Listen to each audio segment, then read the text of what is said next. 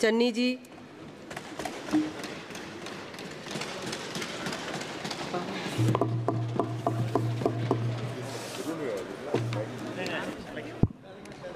Mic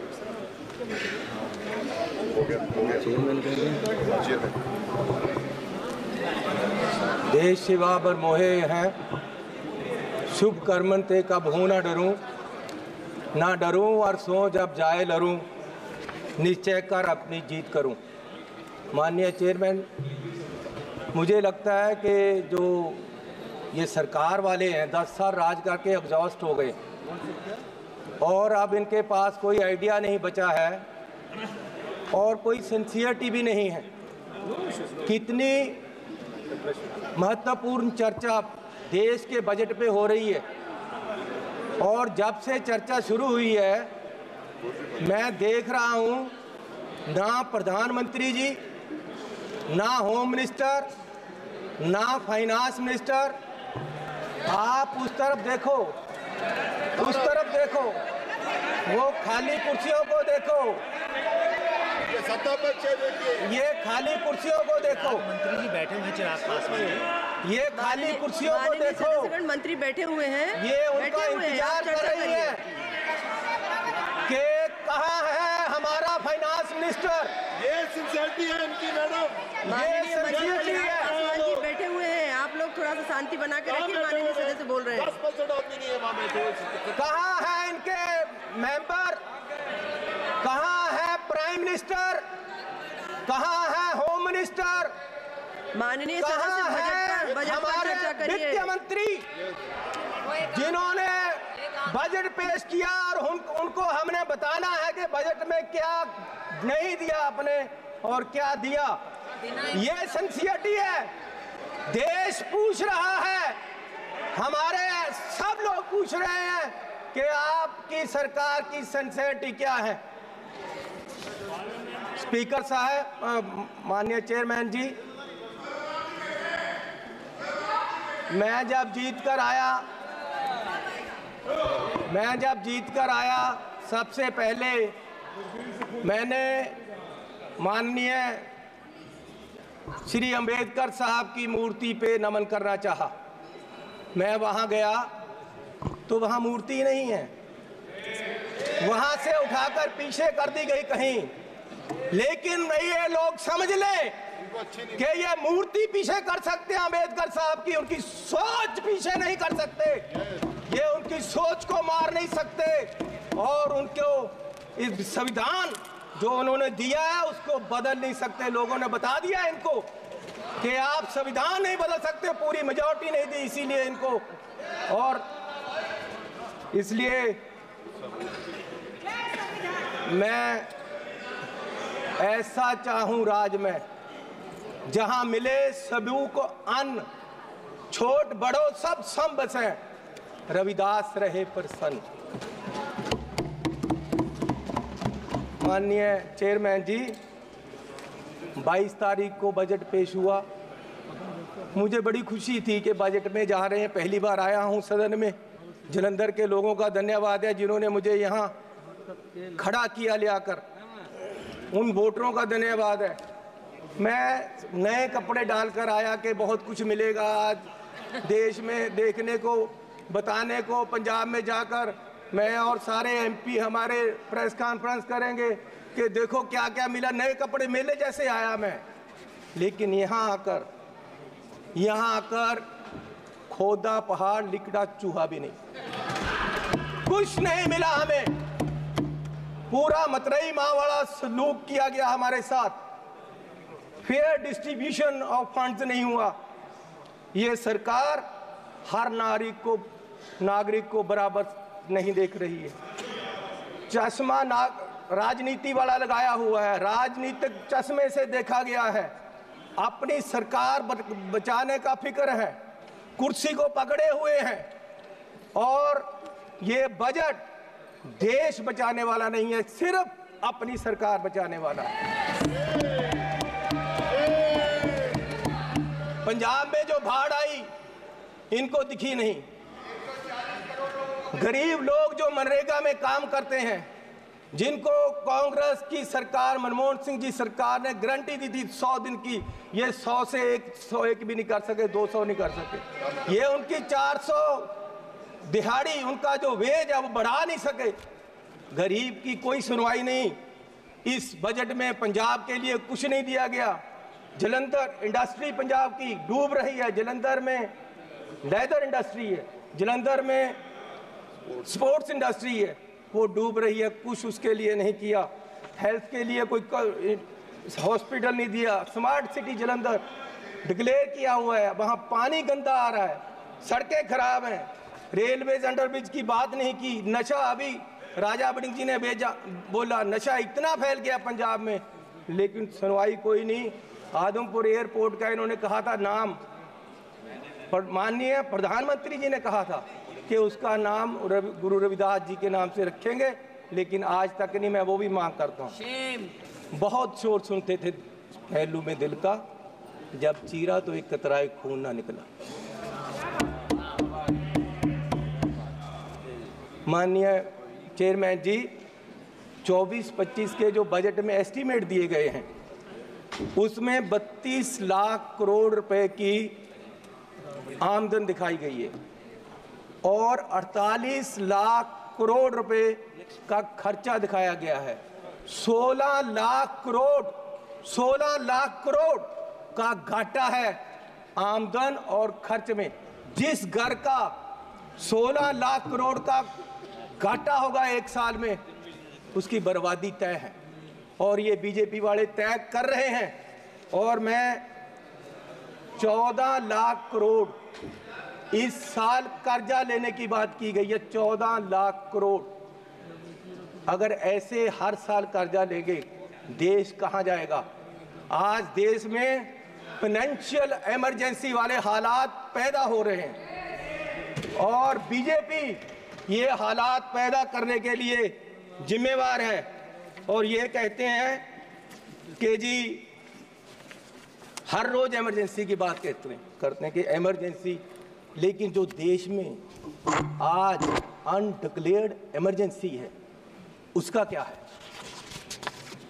emergency ये भी है कि एक मशहूर नौजवान जो एक मशहूर सिंगर था, उसको गोलियों मार के मार दिया गया। आज तक सिद्धू मूसेवाला, उसके परिवार को इंसाफ नहीं मिला, वो दर दर भटक रहे हैं। ये भी इमरजेंसी, ये भी इमरजेंसी है। इमरजेंसी ये भी है कि 20 लाख लोगों द्वारा पंजाब में मेंबर पार्लियामेंट चुना गया और वो एनएस से लगाकर अंदर रखा हुआ है। फ्रीडम ऑफ स्पीच, उसकी कंस्टिट्यूएंसी के लोगों की बात यहां नहीं रख पा रहे। ये भी इमरजेंसी है। इमरजेंसी ये भी है कि विपक्ष के व्यक्तियों को केंद्रीय एजेंसियां कार्रवाई करने के लिए छोड़ दी जाती, उनको अंदर रखा जाता है। ये भी इमरजेंसी है। इमरजेंसी ये भी है कि हजारों किसान, उनको खालिस्तानी कहा जाता है जब वो अपनी मांग रखते हैं। अरे पंजाब कोई देश की धरती नहीं है, पंजाब हमारे देश की धरती है। हरियाणा में नेशनल हाईवे को पक्का जाम कर दिया है और किसान यहां तक नहीं आ पा रहे, उनको मिला नहीं जा रहा। ये भी इमरजेंसी है। इमरजेंसी ये भी है,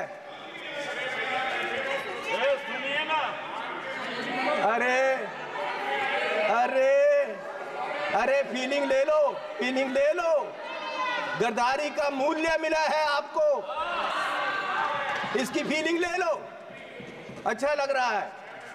इमरजेंसी ये भी है कि देश का एक राज्य मणिपुर पिछले 1.5 साल से जल रहा है और उसको अपने हाल पे छोड़ दिया गया है। इमरजेंसी ये भी है। इमरजेंसी ये भी है कि हाथरस यूपी में एक दलित लड़की को आधी रात में जबरन अंतिम संस्कार किया गया।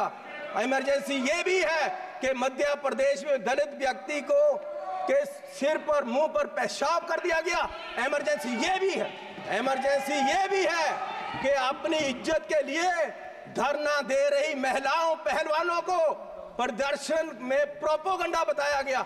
इमरजेंसी ये भी है। इमरजेंसी ये भी है कि कोई पत्रकार सवाल करे तो उसको जेल में डाल दिया जाता है।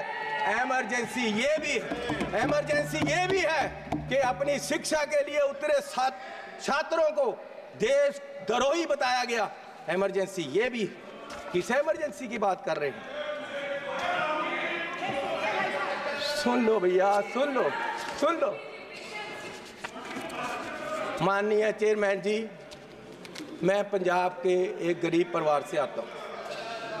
मैं जब पैदा हुआ तो मेरी पढ़ाई सारी सरकार ने की। आज तक मैं यहाँ खड़ा हूँ तो ये कांग्रेस सरकार की रिजर्वेशन पॉलिसी और अंबेडकर साहब का दिया हुआ संविधान और जो हमें स्कॉलरशिप मिलता रहा, कांग्रेस पार्टी ने गरीबों को, बच्चों को जो स्कॉलरशिप दिया, उससे पढ़कर मैंने पीएचडी तक की पढ़ाई की है और ये देन कांग्रेस पार्टी की है। और जब बीजेपी सरकार 2014 में आई, सबसे पहले इन्होंने जो सबसे बुरा काम किया वो किया, स्कॉलरशिप में जो केंद्र का 90% हिस्सा था उसको 60-40 की रेशो पे ले आए और दलितों के पेट पे लात मारी सरकार ने। और आज भी फर्स्ट क्लास से लेकर 8th क्लास तक के स्कॉलरशिप जो गरीब लोगों के बच्चों को मिलते थे वो बंद कर दिए गए हैं इस सरकार द्वारा। ये दलितों के पेट पर लात मार रहे हैं। और मिनॉरिटी के भी फर्स्ट क्लास से 8th क्लास तक के स्कॉलरशिप इस सरकार के द्वारा बंद कर दिए गए। जब ये सरकार बनी 2014 में तो प्रधानमंत्री जी ने 2 मापदंड देश के सामने देश की इकोनॉमी को देखने के लिए रखे। एक रखा डॉलर की कीमत, दूसरा रखा पेट्रोल और डीजल की कीमत। और मैं आपको माननीय चेयरमैन जी ये बताना चाहता हूं कि पिछले 10 साल में डॉलर की कीमत 25 रुपये बढ़ गई है 10 साल में।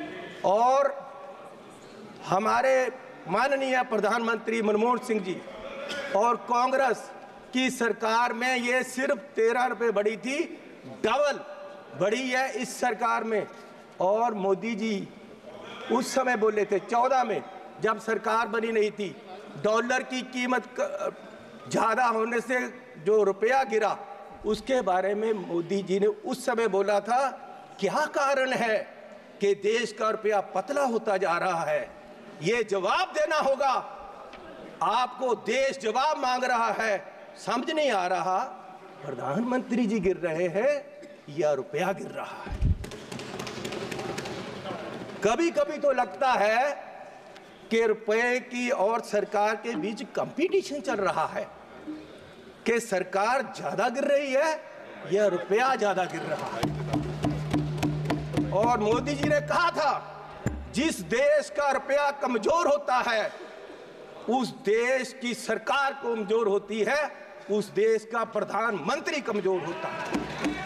मैं आज कहता हूं कि आज देश का रुपया कमजोर हो रहा है, आज देश की इकोनॉमी डूब रही है। क्या देश का रुपया कमजोर हो रहा है या प्रधानमंत्री जी कमजोर हो गए हैं या देश की सरकार कमजोर हो रही है? दूसरा, पेट्रोल की कीमतें इन्होंने कहा, प्रधानमंत्री जी ने 2014 में कि पेट्रोल की कीमतें बढ़ रही हैं और मनमोहन सिंह जी को कोई फर्क नहीं पड़ रहा, देश डूब रहा है। तो पिछले 10 सालों में पेट्रोल की कीमतें 23 रुपये बढ़ गई हैं। पिछले 10 सालों में पेट्रोल की कीमत, डीजल की कीमतें 35 रुपये बढ़ गई हैं, जबकि पिछले जो मनमोहन सिंह का समय था उससे क्रूड ऑयल की कीमत $20 प्रति बैरल कम हो गई है। तो मैं पूछना चाहता हूं कि ये पेट्रोल बढ़ रहा है या आपकी कंपनियों की, आपके आमदनियों की आमदन बढ़ रही है? क्या बढ़ा रहे हो? किसको दे रहे हो देश का पैसा? कहां जा रहा है पैसा? गरीब लूटा जा रहा है। माननीय चेयरमैन जी, आप गाड़ी फुल कराने जाओ, 50 लीटर तेल डलवाओ, 2000 रुपया सरकार को चला जाता है। 4 रुपए प्रति किलोमीटर हर व्यक्ति देश का गरीब सरकार को देता है चलने का। 1 किलोमीटर चलो 4 रुपए सरकार को गए, और सरकार 14 लाख करोड़ के घाटे में बैठी है, और फिर ये कहते हैं जी बजट में बहुत कुछ मिला। मैं एक एयरपोर्ट पे गया माननीय चेयरमैन जी, तो मुझे एक आदमी आया, उसने गुलदस्ता दिया, मेरा स्वागत किया, अभिनंदन है आपका। मैंने कहा भैया आप कौन हो, मेरा अभिनंदन क्यों कर रहे? बोले जी हम अडानी जी की तरफ से आपका स्वागत कर रहे। मैंने कहा भैया आप मेरा स्वागत क्यों कर रहे हो? बोले जी अब ये एयरपोर्ट हमारा है, अब हमें इसके मालिक है, 50 साल के लिए हमने ले लिया है। तो मैंने कहा यार चलो ठीक है, आपने ले लिया, आपका धन्यवाद। मैं जहाज में चला गया, जहाज में गया, वहां फिर मुझे बुक्के मिला। वो कहते जी आपका स्वागत है, हम कंपनी की तरफ से कर रहे। मैंने कहा यार इंडियन एयरलाइन का जहाज है, आप क्या कर रहे हो, आप कौन हो? बोले जी ये जहाज अब हमारी कंपनी का है, ये मोदी जी ने हमें बेच दिया है। तो मैं पूछना चाहता हूं कि क्या क्या बेचोगे, कितना बेचोगे देश को? मैं 7 एयरपोर्ट पे गया, जिनमें लखनऊ, अहमदाबाद, मैंगलोर, जयपुर, गुवाहाटी, त्रिवेंद्रम, मुंबई, ये 7 के 7 एयरपोर्ट अडानी जी की है। 50 साल के लिए उनको दे दिए गए हैं, उनका जो पुत्र है उसकी शादी में गिफ्ट कर दिए गए हैं, और हजारों करोड़ रुपए शादी पे लगा। मेरे लड़के की शादी गुरुद्वारा में हुई। सुनो सुनो सुनो माननीय चेयरमैन जी, मेरे लड़के की शादी गुरुद्वारे में हुई। आज तक पुलिस पूछ रही है कि लंगर में क्या क्या पका था, दाल कितनी लगी थी, और जो लंगर बनाने वाला उसको कितने पैसे दिए गए। आज तक 2 साल से पुलिस पूछ रही है मुझे, और इस शादी में हजारों करोड़ रुपया लगा है, और प्रधान जी बुके लेकर जा रहे हैं, प्रधानमंत्री जी, और उनका स्वागत कर रहे हैं। गरीब को लूटा जा रहा है, गरीब के पास खाने के लिए पैसा नहीं है, और प्रधानमंत्री जी वहां बुके लेकर हजारों करोड़ की शादी में जा रहे। कोई बात नहीं, क्या क्या बेचोगे? सारे एयरपोर्ट, जहाज बेच दिए। आप देश की संपत्ति के कस्टोडियन हो, मालिक नहीं हो। आप इसको बेचने की गलती मत करो, देश बर्बाद करने की मत करो। आप अपने आप को स्टेट्समैन बोलते हो, आप अपने आप को देश के बहुत बड़े खैर ख्वाह बोलते हो, और देश को बेच रहे हो। गरीब आदमी कहां जाएगा एक दिन? प्रधान सेवक जो हार समझकर पहना था गला अपना सजाने को, वो नाग बनकर बैठे हैं गला काट खाने को। माननीय चेयरमैन जी, ईस्ट इंडिया कंपनी आई, उन्होंने पहले व्यापार पे कब्जा किया, ईस्ट इंडिया कंपनी ने, और व्यापार के माध्यम से देश की सतह पे कब्जा कर लिया।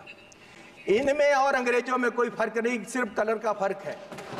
ये भी पहले सतह पे काबज हुए, और फिर सतह के माध्यम से आज ये देश की राजनीति के माध्यम से पूरे देश के व्यापार पे अपने आदमियों का कब्जा करा रहे हैं। और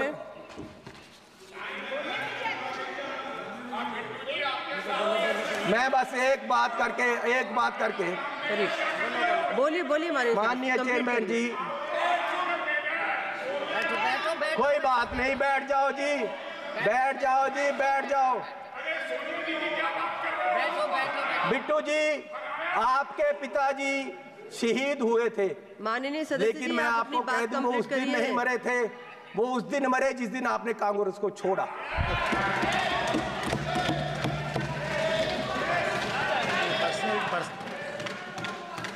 आज देश माननीय राहुल गांधी जी की तरफ देख रहा है। मैं आग्रह कर रही हूँ, माननीय चेयरमैन जी, आप वो मुझे तंग कर रहे हैं जी, उनको बोलो बैठे। इनको बुलाइए। वो पंजाब से आए तो इसका मतलब ये नहीं कि मुझे तंग करते रहे। माननीय सदस्य सुनील माननीय चेयरमैन जी, मैं आपसे निवेदन करना चाहता हूँ कि आपने मेरा नाम लिया। मेरे दादाजी सरदार बेअंत सिंह जी, उन्होंने कुर्बानी देश के लिए दी, कांग्रेस के लिए नहीं दी, देश के लिए दी। और ये इस चन्नी की ये अपनी जायदाद पूछे इनको, ये आप गरीबी की बात कर रहे हैं। अगर सारे पंजाब से सबसे अमीर आदमी ये ना हो और सबसे करप्ट ना हो, मैं अपना नाम बदल दूंगा। हजारों करोड़ का मालिक ये चरणजीत चन्नी है। और ये गोरा किसको कह रहे हैं? माननीय सदस्य सोनिया गांधी जी, वो कहाँ के हैं ये पहले बताएं भाई। सोनिया गांधी जी कहाँ के हैं? ये सबसे मीटू में, ये सारे केसों में ये सबसे करप्ट है।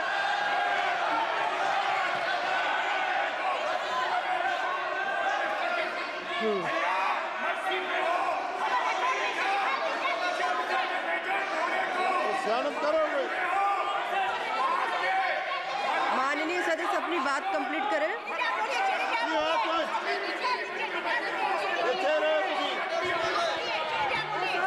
मैं बोलूँगा। माननीय चेयरमैन जी, आपका धन्यवाद। माननीय चेयरमैन जी, बैठो राजा। अरे बोलूंगा। उसको बिठाओ, अपने आदमी बिठाओ। माननीय चेयरमैन जी, मैं लास्ट बात करके बैठ जाना है और मैं सिर्फ ये बात करना चाहता हूं कि आज, अरे सुनो भैया,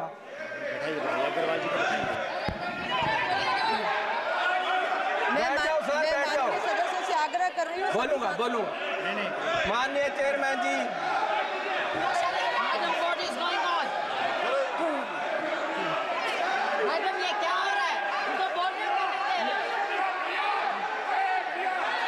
मैं माननीय सदस्यों से आग्रह कर रही हूँ, आप सब अपने अपने स्थान पर बैठे। मैडम 2 बजे तक उठाइए, 2 बजे तक।